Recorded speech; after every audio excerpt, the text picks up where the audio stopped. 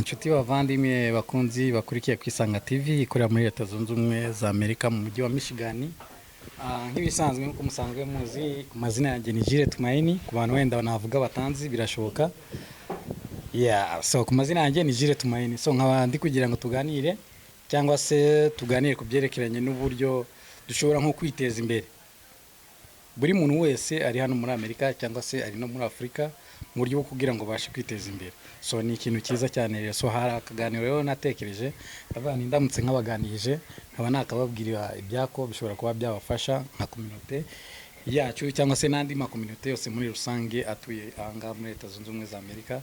Ariko muri aka kanya ndi gukora ikiganiro ntabwo ndi muri Amerika ahubwo ndi muri Afrika. Ariko uburyo nifuje kugira ngo mbakoremo kino kiganiro ni gutya.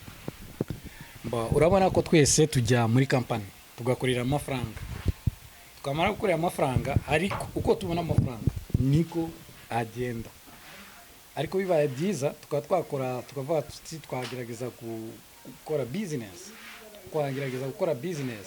Ese ni igiki cyatuma dutinyuka kuba twagira kuri business? Niki abantu benshi rero baratekereza bati ni ibintu bikomeye, ariko ntabwo ari ibintu bikomeye gusa, ahubwo ni ikintu ushobora kuba watekerezaho kugira ngo ube wakora business. Nk'ubu ngubu nababwira ngo hari system ya government ya Leta Zunze Ubumwe za Amerika cyangwa se mu bihugu byose byateye imbere, system bakoresha kugira ngo umuturage waho uri muri icyo gihugu ajya abona icyo kurya, abona icyo kwambara, atunga imodoka nziza, abe yatura mu nzu. Ariko hari limite y'amafaranga adashobora kugeraho, cyangwa se hari limite yo kugira amafaranga adashobora kugeraho, cyangwa se ubutunzi muri makeya, niko navuga. So rero iyo system niyo nshaka kubabwira ukuntu imeze, uburyo ushobora kuva muri iyo system ukabasha kwikorera kugira ngo ubashe kugira amafaranga. So murabona ko hari system bita government system.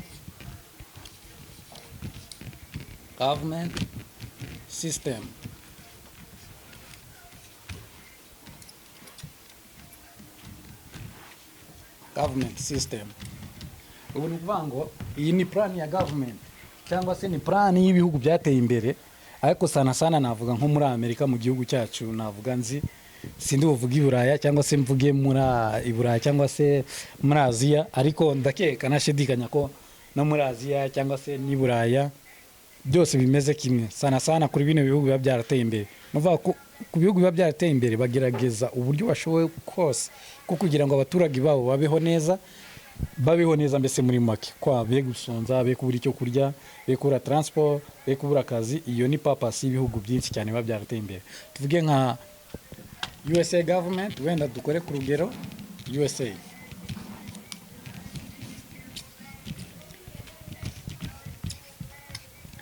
Ndakubwiza ukuri ko udashobora kuba wagira amafaranga ngo ube umumiliyoneri cyangwa se ugira amafaranga menshi cyane uramutse ukora akazi ko bita muri factory, mu ruganda, muri factory, cyangwa se ukorera umuntu ku giti cyiwe. Ntabwo ushobora kuba watera imbere. Ahubwo ni iyihe system nakubwira ngo government tubamo, mbese abantu bose batuye muri Leta Zunze Ubumwe za Amerika, sana kuri bano bantu navuga baba bafite income iri limit cyangwa se amafaranga atari menshi, niya yandi ukorera buri cyumweru akaza, akenshi usanga amafaranga mu by'ukuri abadahagije, kuko amafaranga urayakorera ibibazo niko bingana, amabire, kwishyura inzu, imodoka, so n'ibindi, bigatuma usanga mbese nyine nta mafaranga ushobora kuba ufite ahagije kuvuga ngo wagira nko kuri konti yawe ube miliyoneri ugira amafaranga. Ntabwo byashoboka. Iyo system ya government rero ya Leta Zunze Ubumwe za Amerika ni 40 ni inshuro 3.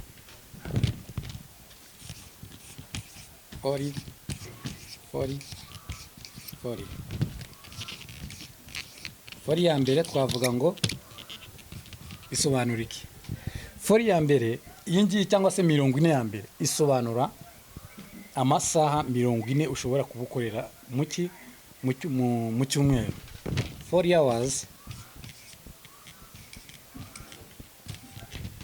hours per week. Aya ni amasaha ushobora kubukora 40 hours per week. 40 ya kabiri ari iyi ngiyi number 2. 40. Iyi 40 isobanura imyaka 40 ugomba gukora uri hano muri Leta Zunze Ubumwe za Amerika. 40 years. 40 years. Ni imyaka 40. No kuvuga ngo nk'umwana ashobora gutangira ashobora tuvuge nk'abana bacu bashobora kuba bari hano muri Leta Zunze bari muri Amerika, bavukiye muri Amerika. Ashobora kwiga, yamara kwiga akarangiza high school, agafata high school diploma, akajya kwiga muri lisansi. Urumva byose bijya kurangirana n'imyaka 25 ku mwana wize neza. Ashobora kurangiza ari lisansiye, maybe wenda ari na doctor, simbizi, ariko birashoboka bitewe n'ukuntu yize neza kuri system y'Abanyamerika. Ubwo rero no kuvuga ngo iyi 40 nako 25 yiga yongeraho iyi myaka 40, akongeraho, mbese no kuvuga ngo asabwa gukora imyaka 40. Umuntu wese ushobora kuba yaravukiye muri Amerika asabwa gukora imyaka 40 kugira ngo bihingane n'imyaka bita 65. Numva bimaze kubona imyaka 65 nibwo ushobora kuba wabona retirement. Iyi 40 ya kabiri rero ni imyaka 40 ugomba gukora uri muri factory cyangwa se uri muri office cyangwa uri n'ahandi ahantu hari hose. Turagira kuri 40 ya gatatu. Iyi 40 ya gatatu irasobanura iki? Iyi 40 ya gatatu irasobanura, cyangwa se 40 ya gatatu irasobanura retirement. Retirement ni iki? Retirement ni amafaranga baguhereza igihe warangije gukora, waragize mu zabukuru, umusaza ufite imyaka wenda tuvuge nka 65 se nyine. Wagize 25 urongera ukora indi myaka 40 ibaye 65, nicyo gihe baguhereza retirement. Retirement ni ukuvuga ngo bigenda gute rero? Baguhereza amafaranga ahwanye retirement. Baguhereza amafaranga ahwanye na 40%. Ni ukuvuga tuvuge nk'urugero, ushobora kuba warakoreraga nk'ibihumbi nka 2 ku kwezi, bakaguhereza amafaranga 40% ahwanye na bya bihumbi 2 ku kwezi wahembwaga. Ni ukuvuga ngo rero niyo ya system ya government bita 40-40. Ni ukuvuga ngo 40 ya mbere ni gukora iminsi 40, ni gukora amasaha 40 mu cyumweru. 40 ya kabiri ni gukora imyaka 40, 40. Ya gatatu ni retirement, ni ukuguhereza amafaranga ahwanye na 40% y'amafaranga wakoreye yose. Ni ukuvuga ngo rero nshuti bavandimwe, ndakubwiza ukuri ko toujours ukomeza kuba muri ya system ya government yo kuvuga ngo ntago ushobora kuzamuka hejuru tena ntushobora kujya hasi. Abantu benshi ntago babizi, ariko iyi ni system ishobora kubaho uramutse ukiri umuntu ukora muri company, uramutse ukiri umuntu ukora muri factory. Iyi niyo system ushobora kuburimo ukaba utabizi, ariko iyi ni system idashobora kuguteza imbere ngo we waba umukire ugira amafaranga ku rwego rwo hejuru. Birashoboka inzu uzayigura, ariko numara kuyigura uzarangiza wenda no kuyishyura. Mu gihe warangije kuyishyura nibwo uzisanga muri ya system ya retirement. Toujours rero muri ya mafaranga ya retirement rero nta kintu azagufasha, nta kintu azakugezaho uretse n'ubundi kubona bwaramutse bwije, nta kindi byakugezaho. None navuga ngo solution se ni iyi, cyangwa se dukora iki, ni iki twakora kugira ngo tuve muri iyi system ya 40-40. Nshuti bavandimwe, ni iki twakora kugira ngo tuve muri iyi system ya 40-40? System twakora kugira ngo tuve muri iyi 40-40 cyangwa se 40-40 inshuro 3, ni ukwikorera ku giti cyacu. Ndakubwiza ukuri ko ntago byashoboka kugira ngo ube waba umukire cyangwa se ugira amafaranga menshi ni utaba umukire urenze, ariko ugikorera muri iyi system ya 40-40. Kubera ko iyi system ya 40-40 ni kuvuga ngo ukorera umuntu ku giti cye, cyangwa se ukorera company ku giti cye, ukorera se leta. Ariko bibaye byiza wakwikorera ku giti cyawe kugira ngo ubashe kugira ute, ugire nk'amafaranga. Urikumva? The system rero nta yindi ni ugucreatinga imirimo, ni ugucreatinga the business. Ni iki twakora nka business kugira ngo tubashe kugira amafaranga? Ngiye kubahereza nk'akantu k'urugero gatoya. Tuvuge turi abantu 3, 1, 2, 3. Abantu 3 tugiye gukora umushinga. ushobora kudufasha kugira ngo wenda tuve muri la system ya forifori. Dushobora kubaka wenda ikintu bita nka gas station. Gas station nukujya gas station nukuva rero niba twubatse gas station tugakora gas station hagati y'abantu batatu, hagati y'abantu batatu, nukuvuga ngo dushobora kuvuga tuti wenda Tumaini arazana ibihumbi 20 by'amadolari se cyangwa se 40, Claude arazana ibihumbi se 40, arazana na ibihumbi 20 cyangwa se 40, Eritina warazana amadolari 40 se cyangwa se 20, twese turazana amafaranga angana ku rugero. Tugende dufunguze account muri bank. Nitumara gufunguza account muri bank tuzadufite mu 60 already by'amadolari. Bira 60 by'amadolari dushobora gusabirayo inguzanyo, tugasaba nka ka credit, twamara gusaba ka credit bakatwubakira, bakadukorera gas station, abatekinisiye bakaza tugakora gas station twamara kuyigira tugacuruza, tugatangira gucuruza gas station yacu. Twego bwacu akaba ari twe twikoreramo tukicururiza. This is business. Ini business mbabwiye mushobora kuba wakora mwa creating ni nk'urugero. Akandi kantu nababwira indi example ya kabiri, tuvuge twifatanyije turi nk'abantu batatu cyangwa se abantu babiri,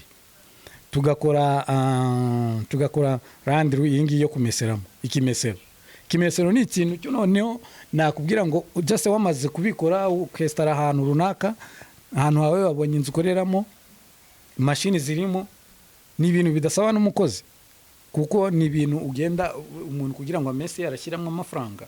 Nta muntu adashyiramo amafaranga ntago ari bumese, nukuvuga ngo gushyiramo n'umukozi ni by'ubwende. So murumva ko iriya nayo ni business ishobora kugufasha. Nka community yacu ndakeka nashidikanya, nka community yacu tumaze kugira ndende cyane hano, so ni ibintu byiza cyane ko dushobora kuba twagira ute twakwiteza imbere kandi ugasanga tumaze kugira ku kintu gikomeye cyane. Hari ikibazo tujya tugira wenda for example, ugasanga wenda nk'umuntu yagize business, uri kumva yagira business kandi ibiciro ni bimwe n'ahandi, ariko ukumva wenda utajya kumugurira. Please bavandimwe, bira bintu ntago ari byiza, ni imyumvire mikeya. Baca umugani ngo ujya gutera uburezi arabwibanza. Gute ushobora kurenza umuntu amafaranga, umuvandimwe wawe amafaranga, kandi hari n'undi muntu nawe ukajya kugurira undi muntu w'ahandi hakure cyane, kandi we wa muntu wawe agize ute afite bya bintu, afite ya product urajya gukenera ahandi hantu. Hari akantu nigeze numva kerekeranye no ku Bisirayeli, ngo Abisirayeli burya ngo kugira ngo babashe gutera imbere cyangwa se babashe kuba abantu bakize cyane, cyangwa se babashe gukomera muri iyi si, cyangwa se community yabo ibashe kuba strong, nuvuga ngo umuntu yabaga akeneye no kugura n'amazi, ukava ahantu navuga ngo ukava nko muri downtown ukajya kugurira nko muri za Karamazo, agafata kilometero kugira ngo ajye kugura amazi, kandi amazi ni ikintu gito cyane, ariko ravuga ati reka njye guteza imbere mwene wacu, cyangwa se njye guteza imbere umuvandimwe wanjye kugira ngo abashe gutera imbere, urumva abashe gutera imbere. Gutyo niko Abisirayeli bagiye batezanya imbere. So nshuti bavandimwe rero, ndatekereza nashidikanya ko natwe tumaze kugira community nini cyane y'abantu b'abakongomani, abarundi se, abanyarwanda se, abo bose turi navuga turi umuryango umwe. Nta mpamvu yatuma tujya guteza imbere abazungu, tujye guteza imbere abazungu tubagurire, kandi natwe product tuzifite mu maduka yacu, product tuzifite ahantu hatandukanye. So nababwira rero reka dushyire kari akantu k'urukundo ko kuvuga ngo twese dutezanye imbere. Umuvandimwe wacu niba yagerageje ku openinga business, tumusange, tumugane, tumugurire, arushaho gutera imbere. Namara gutera imbere natwe tuzagira ishyari ryiza, natwe twongere dufungure indi business. Dushobora no gufungura na business imeze nka ya yindi, cyangwa se tugafungura n'indi business itameze nk'iye, ariko biriya biba byita ikintu byerekeranye no kuvuga ngo iterambere rikomeye. Iterambere ni ukuvuga ngo umuryango wacu twakwishima umaze gutera imbere. For example, nabanka akantu k'urugero, niba Nzayiramya aracuruza afite masitire meza, Nzayiramya aracuruza afite ibyo kurya, Nzayiramya nadafite atanga amayinite, tugere kwa Levis afite iduka aracuruza, gute uzayakugurira abandi bantu hirya kandi Levis afite product ukeneye kuba wagura. Ushobora kugira hari iwanjye mfite sare nanjye nukungana mukaza mugakodesha sare yanjye kugira ngo ibashe gutera imbere. Hari umukobwa bita Fiye nawe afite imyenda aracuruza, mugomba kumuteza imbere.